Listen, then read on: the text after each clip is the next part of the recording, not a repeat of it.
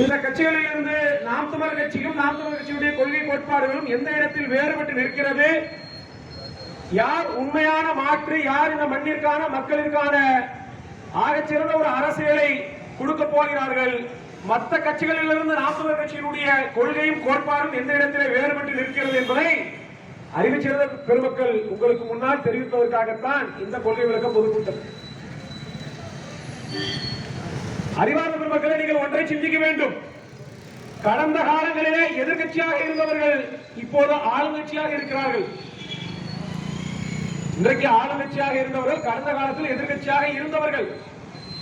கடந்த 50-60 ஆண்டு காலமாக தமிழ்நாட்டினுடைய அரசியல் வரலாற்றை நீங்கள் எடுத்து பார்த்தீர்கள் என்றால் ரெண்டு கட்சி தான் ஆட்சி செஞ்சிருக்கு. ஒன்னு திமுக, இன்னொன்னு அண்ணா திமுக. திமுக சார்பில் கருணாநிதி முதலமைச்சராக இருந்தாரு, அதுக்கப்புறம் இப்ப ஸ்டாலின் முதலமைச்சராக இருக்கிறாரு. அண்ணா திமுக சார்பில் எம்ஜிஆர் முதலமைச்சராக இருந்தாரு, ஜெயலலிதா முதலமைச்சராக இருந்தாங்க, எடப்பாடி முதலமைச்சராக இருந்தார். இந்த 5-6 பேர் தான், ஓபிஎஸ் சேர்ந்தா ஒரு 6 பேர். இந்த 50 ஆண்டு காலமாக தமிழ்நாட்டினுடைய அத்தனை சீரழிவிற்கும் காரணம் இந்த 2 கட்சிகள். நான் பகிரங்கமாக குற்றம் சாட்டுகிறேன். அறிவார்ந்த பெருமக்களே, எதிர்கட்சியாக இருக்கும்போது இவர்கள் என்ன சொன்னார்கள்? திமுக எடுத்து பார்ப்போமா? வாயிலும் வயிற்றிலும் அடித்துக் கொண்டார்கள், தெரு தெருவாக கருப்பு கொடி பிடிச்சு போராடினார்கள் திமுக காரங்க. ஏன்? தமிழ்நாட்டில் சாராயம் ஆறு ஓடுது, டாஸ்மாக் வீதிக்கு வீதி டாஸ்மாக் இப்படின்னு பேசினார்கள். இவர்களுக்கு ஜாகிரா போட இந்த கம்யூனிஸ்ட் கட்சிக்காரர் இருக்கான். ஒரு காலத்துல கம்யூனிஸ்டா இருந்தான், இப்ப கமிஷனிஸ்டா மாறி விட்டான். கோடிகளை வாங்கி கொண்டு ஒரு காலத்துல எங்க ஐயா நல்ல கண்ணு, சிங்காரவேலர், தோழர் ஜீவாலாம் இருந்தாங்க. துண்டை போட்டுக்கிட்டு போறாங்க. இன்னைக்கு அதே துண்டை கையில போட்டுட்டு பேரம் பேசுறான். எத்தனை கோடி, எத்தனை சீட்டு, எத்தனை நோட்டு. இவன் கம்யூனிஸ்ட். அவன்லாம் பாட்டு படிச்சான். என்ன படிச்சான்? ஊருக்கு ஊரு சாராயம் தள்ளாடுது தமிழகம், ஊத்தி கொடுத்த உத்தமிக்கு போய சில கொண்டாட்டம் உல்லாசம்னு இதே கம்யூனிஸ்டுக்கார மாட்டி பிடிச்சான் எதிர்கட்சியா இருக்கும்போது. இப்ப எங்கப்பா போயிட்ட நீ? அன்றைக்கு அதிமுக ஆட்சியிலே டாஸ்மாக் இருந்தது சத்தியம், உண்மை.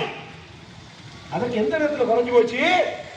அதிமுக கார ஒரு வருஷத்துக்கு 45,000 கோடி ரூபாய் டாஸ்மாகின் மூலமாக வருவாயிட்டான்.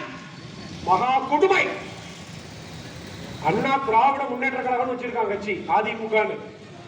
எந்த அண்ணாவின் பெயரால் இவர்கள் கட்சி நடத்துகிறார்களோ அந்த அண்ணாதுரை சொன்னார், சாராயத்தின் மூலமாக மதுவை விட்டு வரும் காசு என்பது குஷ்டரோகி கையில் இருக்கக்கூடிய வெண்ணைக்கு சமமானது. கூடுதலாக சொன்னார், மதுவை விட்டுத்தான் அரசாங்கத்தை நடத்த வேண்டும் என்கிற நிலை வந்தால் துண்டை வதறி தோளிலே போட்டுக் கொண்டு நடைய கட்டுவேன் என்று இதே அண்ணாதுரை முதலமைச்சராக இருக்கும்போது சொன்னார். அப்ப என்ன அர்த்தம்? சாராயம் நடத்தித்தான் இந்த அரசாங்கத்தை நடத்த தனிய இந்த ஆட்சி வந்து முதலமைச்சர் பதவி எனக்கு வேண்டாண்டு சொன்னவர் அண்ணாதுரை. யாரு? திமுக அண்ணா திமுக தலைவர். ஆனா வாய்கிலேயே பேசிக்கிறாங்க. வாழும் அண்ணான்னு ஸ்டாலின் சொல்றாங்க. வாயில குஷ்டம் வந்துருந்தா அண்ணாதுரை மீது விமர்சனம் இருக்கிறது, முரண்பாடுகள் இருக்கிறது, மாற்று கருத்துகள் இருக்கிறது, ஆட்சியின் மீதான குறைபாடுகள் இருக்கிறது. ஆனா ஸ்டாலின் எல்லாம் அண்ணாதுரை கூட ஒப்பிடுற பத்தியா? டபுள் பிஹெச்டி படிச்சு வர்ற இது துண்டு சீட்டு கேஸ். லாரியில தண்ணி போகும், தண்ணி மேல லாரி போவா? அப்படி ஒரு லூஸ் மாதிரி நானும் சொல்லிக்கிட்டே இருக்கேன். ஸ்டாலின் முதலமைச்சர் பதவி ஏற்றதிலிருந்து ஸ்டாலினுக்கு வாய் மட்டும்தான் வேலை செய்து, வேற ஒண்ணும் வேலை செய்யலன்னு சொல்லிக்கிட்டே இருக்கேன். கேட்க மாட்டேங்கிறான்.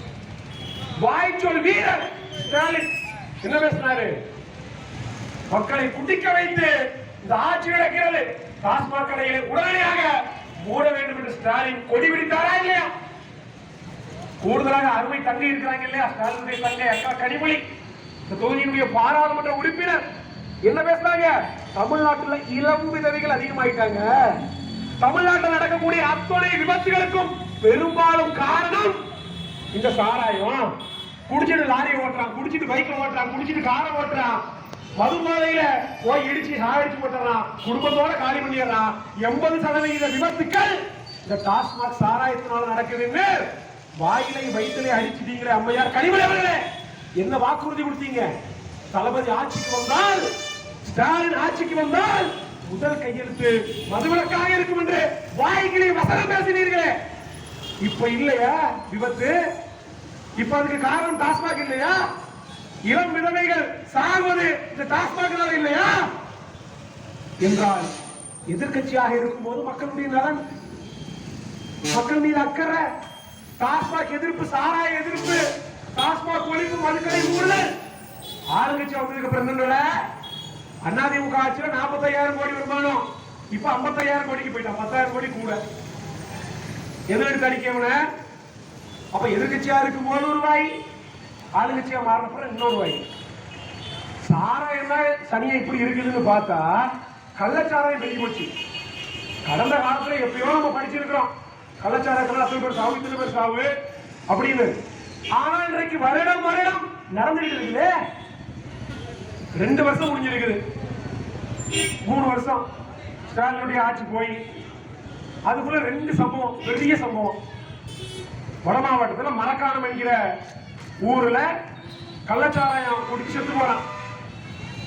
உலகத்துல பெருமைக்கு கள்ளச்சாராயம் குடிச்சு செத்து போனவனுக்கு 10 லட்சம் கொடுத்த கேட்டுக்கிட்ட அரசாங்கத்தை எவ்வளவு பார்த்திருக்கீங்களா? ஜோக்கர் பயிலுங்க ஊரா, கிறுக்கு பயிலுங்க. ஒரு விபத்துலையோ ஒரு இயற்கை சீற்றத்தினாலோ இறந்து போனால் ஒண்ணு கொடுக்கறதில்ல அரசாங்கம். பேருக்கு 50,000 1,00,000 கொடுப்பான். ஆனால் கள்ளச்சாராயம் குடித்தால் நாம் சாவோம் என்பது குடிக்கிறவனுக்கு தெரியும். பெருமைக்கு குடிச்சு செத்து போன அந்த கள்ளச்சாராயம் குடித்து இறந்தவனுக்கு 10 லட்சம். மரக்காலத்தில் 22 பேர் செத்து போனான். என்ன செஞ்சிருக்கணும் சர்வாதிகாரி ஸ்டாலின்? ஒரு வாக்குறுதியை தந்திருக்கணும். இதுக்கு மேல கள்ளச்சாராயம் குடித்து ஒருத்தர் கூட சாக மாட்டான், கள்ளச்சாராயம் காய்ச்ச முடியாது, என்னுடைய ஆட்சியை தமிழ்நாடு முழுமைக்கும் நான் கட்டுப்படுத்துவேன் வாக்குறுதி கொடுத்திருக்கணும். அதுதான் அந்த 22 பேருக்கு, அந்த 22 குடும்பத்திற்கு நீ செய்யற சரியான நன்றிக்காரனாக இருந்திருக்கும். ஆனா என்ன பண்ண, 10 லட்சத்தை கையில கொடுத்த, அதை அப்படி ஊத்தி மூடுறேன். அடுத்த ஒரு சம்பவம் இப்ப நடக்குது கள்ளக்குறிச்சியில. கள்ளக்குறிச்சியில் கள்ளச்சாராயம் இங்க 60-70 பேர் மரணம், இங்கே அதே 10 லட்சம். யாரு கேட்டது ஒரு கருத்து? இருக்கிற டாஸ்மாக்கே மூடிட்டு இருக்கிறோம், சாராயத்தை அரசாங்கமே நடக்குது, ஏன்டா சாராய கடை நீ மூடையிலன்னு கேட்டதுக்கு இவங்க தான் பதில் சொன்னாங்க. என்ன சொன்னாங்க? டாஸ்மாக் சாராயத்தை மூடிவிட்டால் கள்ளச்சாராயம் பெருகிறோம். இளவெடுத்தவரே, இப்ப டாஸ்மாக் சாராயம் இருக்குது, கள்ளச்சாராயம் இருக்குது, அப்ப நீ சொன்னது பொய்யாச்சு இல்ல? தெரிஞ்சு பாருங்க. டாஸ்மாக்ல ஒரு சாராயம் விற்கிறாங்க, இந்த இதெல்லாம் இருக்கு கடை, இதெல்லாம் இருக்கு பக்கத்துல, இந்த மூளை இருக்கு, தெரு இருக்கு. அங்க ஒரு குவார்டர் விற்கிறான், புதுசா இறக்கிருக்க தமிழ்நாடு அரசு. சாராயத்துக்கு பேர் என்ன தெரியுமா? வீரன். கோமாளிகளுங்க டாஸ்மாக் சாராயத்தை குடிக்க வைத்து அத்தனை வீரத்தையும் ஒழித்து விட்டு ஆண்மை இழக்க செய்து குழந்தை இல்லாம அப்புட்டு பேரையும் ஒண்ணுமில்லாம ஆக்கி போட்டு இந்த சீம சாராயத்தை குடிச்சிட்டு அந்த சாராயத்துக்கு வீரன்னு பேர் வைக்கலாம். எவ்வளவு பெரிய கேலி கூத்து இது!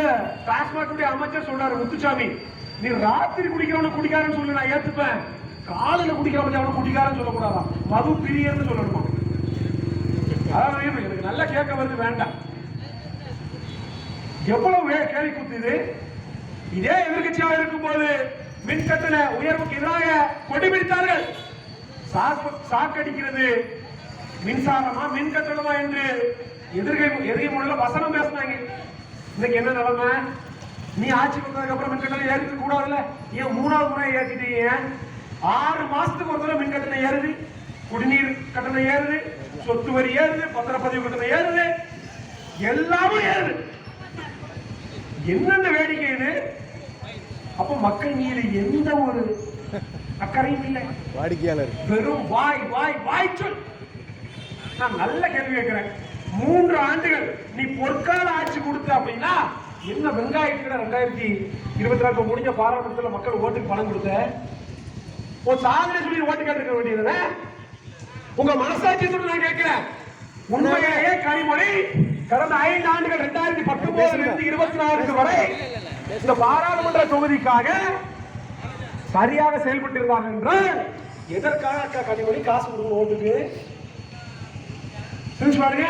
நான் இன்னும் கேட்கிறேன், 25 வருஷம் 4 நூற்றாண்டுகள் சட்டமன்ற உறுப்பினர் இருக்கிறாரு. யாரு? நம்ம அண்ணாச்சி. ஒரு பொம்மை. தமிழ்நாட்டுக்கு எப்படி ஸ்டாலின் ஒரு பொம்மையோ அதுவே திருச்செந்தூர் தொகுதிக்கு அனிதா ராதாகிருஷ்ணன் ஒரு பொம்மை. என்னைக்கா சட்டமன்றத்தில் பேசி பார்த்திருக்கீங்களா? வாய் திறந்து பேசுறது ரொம்ப பேசுறது அது ஒண்ணுதான். அப்ப 25 வருஷமா இருக்கக்கூடிய அனிதா ராதாகிருஷ்ணன் அவர்களே, இந்த மண்ணிற்கு நீங்கள் உண்மையிலேயே இந்த தொகுதிக்கு நலத்திட்டங்களை செய்திருக்கிறீர்கள் என்றால் அதை சொல்லி ஓட்டுக்கிறீங்க. ஏன் காசு கொடுத்தீங்க என்றால் இவர்களுக்கே தெரியுது, காசு கொடுக்கவில்லை என்றால் மக்கள் ஓட்டு போட மாட்டார்கள். அது அனிதா ராதாகிருஷ்ணனாக இருந்தாலும் சரி, கனிமொழியாக இருந்தாலும் சரி, டெபாசிட் தேராதுன்னு தெரியும். அறிவார்ந்த மக்களை எலெக்ஷன் கமிஷன் இத்தனை ஆண்டு காலமாக பிரச்சாரம் செய்யறான், ஓட்டுக்கு காசு வாங்காதீங்க, கள்ள ஓட்டு போடாதீங்க, சின்னத்தை பார்த்து ஓட்டு போடாதீங்க, கொள்கையை பார்த்து மக்களுக்கு யார் நல்லவர்கள் பார்த்து ஓட்டு போடுங்கன்னு காலங்காலமா பிரச்சாரம் செய்யறான். எலெக்ஷன் கமிஷனால ஒருத்தர மாற்ற முடியல. ஆனால் அறிவார்ந்த மக்களே, தேர்தல் களத்தில் நின்று வெறும் 7 ஆண்டுகளில் 35 லட்சம் உறவுகளை காசு பணத்திற்கு விளைவாகாமல், சின்னத்தை பார்த்து, சாதியை பார்த்து, மதத்தை பார்த்து ஓட்டு போடாமல் யார் சதியானவர்கள், யார் இந்த மண்ணிற்கானவர்கள், யார் இந்த மண்ணினை உண்மையிலே நேசிக்கக்கூடியவர்கள், யார் இந்த மண்ணிற்கான கொள்கைவாதிகள் என்று பார்த்து வாக்களிக்கக்கூடியவர்களை எங்கள் அண்ணன் சீமான் அவர்களும் நாம் தமிழர் கட்சியும் தயார் செய்திருக்கிறது. தேர்தல் ஆணையம் தோற்ற இடத்தில் நாம் தமிழர் கட்சியும் அண்ணன் சீமான் அவர்கள் நாங்கள் வென்றிருக்கிறோம். அதுதான் புரட்சி. கேட்கிறாங்க நாம் தமிழர் கட்சியை, இத்தனை ஆண்டு காலமாக கத்துறீங்களே, இதுவரைக்கும் ஆட்சியை பிடிக்க முடியலையேன்னு. அறிவார்ந்த மக்களை நான் ஒன்றே ஒன்றை சொல்றேன், நாம் தமிழர் கட்சி அதிகாரத்திற்கு ஏறுவதற்கு தான் நாளாகும். ஒரு முறை ஏறிக்கொண்டு நீ அல்ல, உன் பேரன் கொள்ளும் பேரன் அவனுக்கு பேரன் உண்டாலும் ஒரு கூட்டாளையும் அசைக்க முடியாது. ஏன் மக்கள் புரிஞ்சுக்கிடுவான், இவன் தாண்டா சரியான ஆளு. இந்த ஆட்டம் போடுறான் பிஜேபி. 10 வருஷமா இந்த பரதேசிக்கிட்ட ஆட்சியை கொடுத்துட்டு இப்ப 3வது முறை ஆட்சி. தமிழ்நாடு அரசாங்கத்துக்கிட்ட 2வது பெரிய மாநிலம். உனக்கு ஜிஎஸ்டி கொடுக்கறதுல முதல்ல மகாராஷ்டிரா இருக்க, 2வது நான் இருக்கிற தமிழ்நாடு. இப்போ வரி வாங்கிட்டு இந்த அயோக்கியனுங்க தமிழ்நாட்டுக்கு பட்ஜெட்ல ஒதுக்குறாங்க. கோழி முட்டை, தாரா முட்டை, வாத்து முட்டை, என்னென்ன முட்டை இருக்க எல்லாம் முட்டை. ₹1 ஒதுக்கல தமிழ்நாட்டுக்கு. எதுக்கு நீ தமிழ்நாட்டுக்கு பிஜேபி? பாருங்க, இதை கேட்டு பெறுவதற்கு பாராளுமன்றத்தில் சண்டை செய்வதற்கு 40 மில்லியன் காணும். மிச்சம் தின்னுட்டு பகவான தின்னுட்டு கிடக்கிறாங்க மல்லாக படுத்துக்கிட்டு. பிஜேபி எதிர்க்கிறதுக்கு உண்மையிலேயே ஆண்மை வேணும். அது திமுக கிட்டயோ அதிமுக கிட்டயோ இந்த கொத்தடிமைகிட்ட ஒரு வாரம் கிடையாது. துணிந்து பிஜேபி எதிர்த்து சண்டை செய்யக்கூடியவர்கள் நாம் தமிழர் கட்சியில நாகரம். இங்க இருக்கிற பிஜேபி காரன் சொல்லு, உத்தரப்பிரதேசத்துக்கு ஒதுக்குறான், பீகாருக்கு ஒதுக்குறான், குஜராத்துக்கு ஒதுக்குறான், ஆந்திராக்கு எல்லாத்துக்கும் ஒதுக்குறான், ஏன்னா தமிழ்நாட்டுக்கு ஒதுக்கல. இங்க கூடிய பிஜேபி கார கேட்டிருக்குமா வேண்டாமா உனக்கு உன் தலைமைய? இங்க இருக்கிற வரி கட்டு இல்லையா? வீரம் பேசுறான். இங்க இருக்கிற வரி கட்டு இல்லையா? இவன் இந்த நாட்டினுடைய குடிமக்கள் இல்லையா?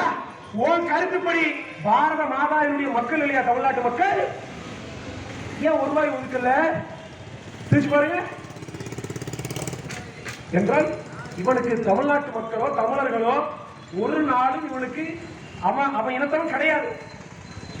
வடக்கம் மட்டும்தான் அவனுக்கு இந்தியன், வடக்கம் மட்டும்தான் அவனுக்கு வேணும். வரி கட்டுறது நானு, உனக்கு காசு தர்றது நானு, நீ சம்பளம் வாங்குறது, நீ போட்டிருக்கிற ட்ரெஸ், நீ போட்டிருக்கிற எல்லாமும் என்னுடைய பணம், நான் கொடுக்கிற வரி. உத்தரப்பிரதேசக்காரன் ₹1 கொடுத்தா வரியா அவனுக்கு ₹3 கொடுக்குறான், 3 மடங்கு அதிகம். நாம அதே ₹1 கொடுத்தா வைங்க 29 காசு தரான், 3 மடங்கு கம்மி. தமிழ உழைக்கலாம் பத்தியா? என் உழைப்பு உத்தரப்பிரதேசக்காரன் வாழ்றாங்க. பிரிச்சு பார்க்க வேண்டாமா? அப்ப இவ்வளவு முரண்கள் இருக்குது. இவர்கள் மீண்டும் மீண்டும் நம்மை ஏமாற்றுவதற்கு தான் வருவார்களே ஒழிய ஒருபோதும் மாற்றத்திற்கு வரமாட்டார்கள். அறிவிச்சர் மக்களே, இது மாற்றத்திற்கான காலம். எளிய மக்கள் நாங்கள் இந்த அரசியல் காலத்திற்கு வர வேண்டிய தேவை என்ன வந்தது? ஒரு மகன் இந்த மண்ணில 9 ஆண்டு காலம் ஆட்சி செஞ்சார் எங்க ஐயா காமராசர். அவர் செஞ்ச ஆட்சிக்கு பிறகாக ஒரு ஆட்சி உருப்படியா நடக்குதா? இங்க திருச்சி பாருங்க, வர்றவன் சொல்றான் அதிமுக காரனை கேட்டா கருணாநிதி ஆட்சி கொடுப்பாங்கிறான், திமுக காரனை கேட்டா காமராசர் ஆட்சி கொடுப்பாங்கிறான். ஏன் இவங்களால கருணாநிதி ஆட்சி கொடுக்க சொல்ல முடியல?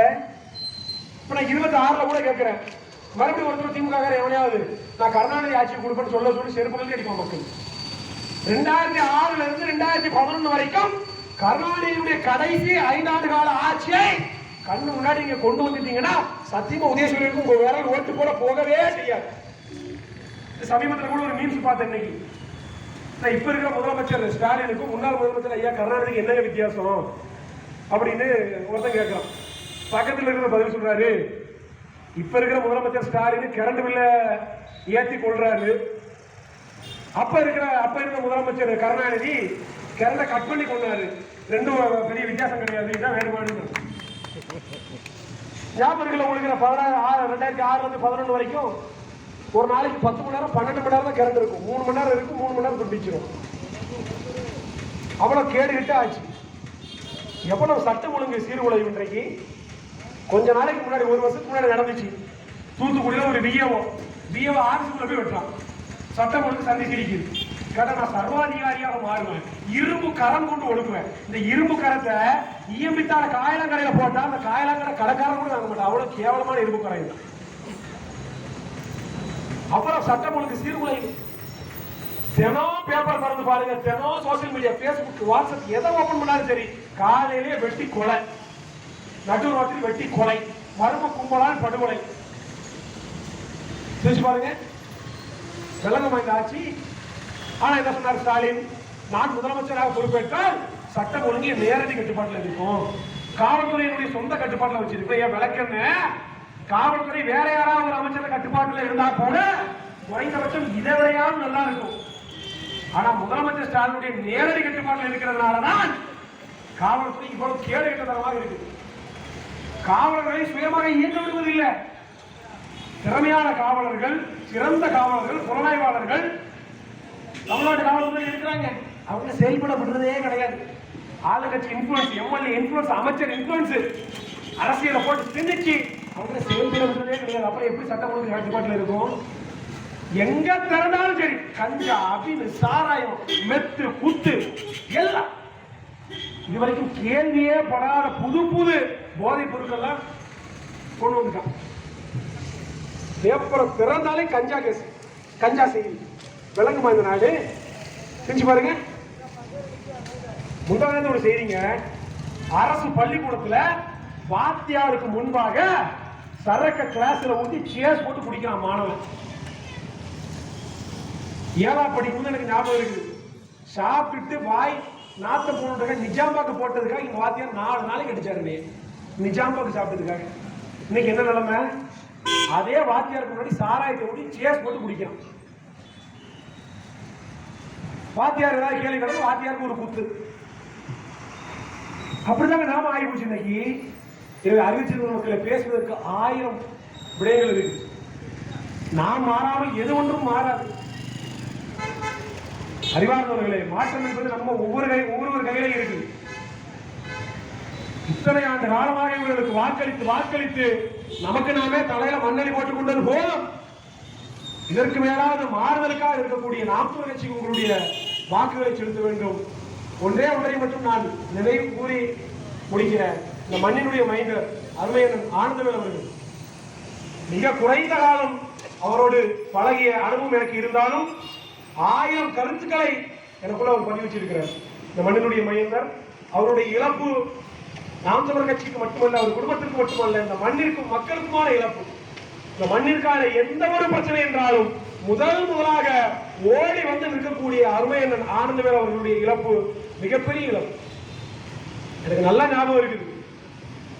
கம்யூனிஸ்ட் கட்சியில பயணிச்சவர், இந்த கம்யூனிஸ்டுகள் கம்யூனிஸ்டுகளாக மாறியதன் பொருட்டு உண்மையிலேயே இந்த மண்ணுக்கும் மக்களுக்கும் உழைக்கக்கூடிய கட்சியும் உழைக்கக்கூடியவர் அதன் சீமானவர்களும் நாம் தமிழர் கட்சியும் தான் என்பதை உணர்ந்து இந்த கட்சிக்கு வந்து தீவிரமாக செயல்பட்டு, ஆளுக்கு வயசு தான் 60-70 இருக்கும், ஆனா வேலை செய்யற 16 வயசு 17 வயசு இளைஞவர்